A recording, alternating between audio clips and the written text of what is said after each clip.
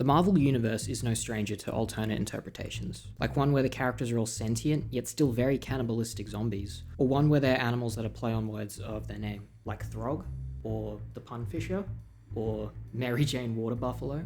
In 2006, editor Frank Sapolsky pitched an idea to Marvel for a new alternate universe, one that takes the Marvel characters that are typically placed on a sliding timescale and sticks them firmly in the 1930s, and taking inspiration from classic film noir to create a fresh new spin on these beloved characters. This is the Marvel Noir universe. I know I'm pretty late to this, but fuck it, let's talk about Spider-Man Noir. Spider-Man Noir follows a lot of the story beats that a typical Peter Parker origin would have, but there are a few differences. For starters, Uncle Ben is already dead before the story starts. Before the events of the story, Peter finds Uncle Ben's mutilated body, and believes his death was instigated by one of New York's mob bosses, Norman Osborn, otherwise known as the Goblin. See, in this universe, Ben is an avid protester, and was organising a strike on sweatshops before the Goblin was like, nah. When the story actually begins, it's clear that Ben's death hasn't deterred Peter and Aunt May from their family's pursuit of activism. While they're at a rally, they're encountered by the Enforcers, who initiate a fight with Peter, before he's saved by Ben Urich, who's a journalist for the Daily Bugle. If you don't know him from the comics, you might know him from the Daredevil TV show where he gets game-ended by the Kingpin. Anyways, after the fight, Ben sees the amount of anger and righteous stubbornness that Peter holds, and takes Peter to an illicit nightclub called the Black Cat, where he can show Peter the twisted web of crime currently inhabiting New York. At the nightclub, Peter encounters the Goblin and his enforcers, Kraven and the Vulture. The Vulture in this universe is far more monstrous and was originally a circus freak before Norman found him, and Kraven is as weird as he always is. After the mention of Uncle Ben, Peter has an outburst that gets him thrown out of the nightclub, and tells Urich that nothing he saw in there will sway him from pursuing the right cause, including ending the Goblin's reign of terror over New York. Seeing this, Urich makes Peter his protege for the Daily Bugle, where he's able to explore the dire situation of New York's denizens, especially those under the threat of the Goblin. After Peter mistakenly receives a tip-off meant for Urich, who's taking a nap, we venture to a warehouse where the Goblin's men are unloading a shipment full of stolen antiques. One of these antiques happens to be full of spiders. It breaks open and the spiders bite Peter, causing him to have a crazy vision of a spider god that claims to only kill bad people, meaning the good guys get cool powers when they're bitten, I guess. Which is lucky for Peter, as he gets all the powers of what one spider guy would have. Peter, being a do-gooder and whatnot, decides to use these powers to end the Goblin's reign over New York. He sneaks into his house, only to find Urich there as well, where he finds out that Urich has been blackmailing Osborn in order to fuel his drug habit.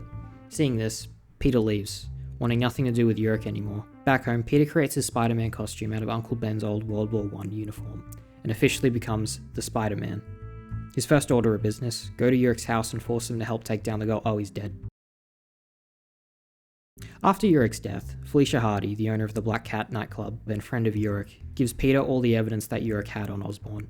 Peter uses this evidence to stop a few of the Goblin's operations as Spider-Man, drawing the attention of the public and the Daily Bugle, who proceed to paint the vigilante in a negative light. Seeing this, Spider-Man goes to the Daily Bugle to speak to the chief editor, J. Jonah Jameson, about the misleading statements he's dead. The police arrive, and Peter quickly realizes that this is a play by Osborn to frame Spider-Man with the murder of Jameson. Fleeing the scene, he pretty quickly deduces that the body he found in Jameson's office wasn't actually Jameson, and was an illusion created by the Chameleon, Kraven's half-brother and other henchman of the Goblin. I'm just gonna assume everybody's seen the Kraven movie and knows what the hell this is about. So Peter returns home to find the Vulture is there and seconds away from killing Aunt May. The Vulture also alludes to a fact that I haven't mentioned yet, being that in this universe, the Vulture fucking ate Uncle Ben. A fact I'm very proud of. This is a fact that I've known about for years now because his bio's in Shattered Dimensions.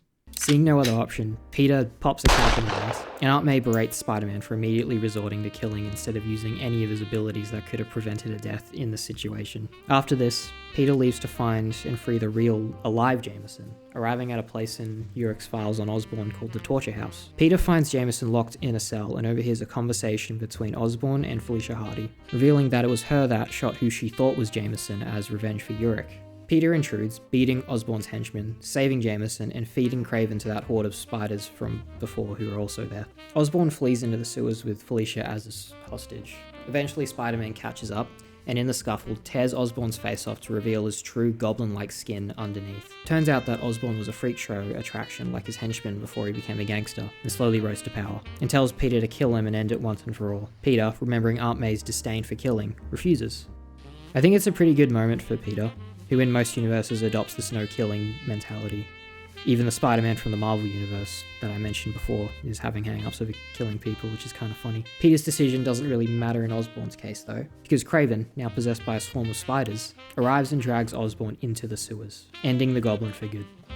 In the aftermath, the city appears to be healing now that the Goblin is gone, and Peter continues to be Spider-Man to protect the innocents and fight for peace and equality. Which is good because it's the 1930s and things are about to get pretty grim, if you know what I mean. So there's a sequel to this comic that was released pretty quickly afterwards, and this iteration of the character has popped up in a few other mediums, most recently the Spider-Verse movies and the new live-action TV show. I'd like to talk about that stuff at some point, but today I just wanted to talk about his origin, and I wanted to say that I love this comic.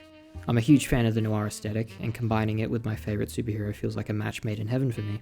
And if you're a fan of the TV show, or the aesthetic in general, then I'd recommend you give it a read for yourself. Anyways, I think that's it for today. Let me know if you want a video about Mr. Fantastic.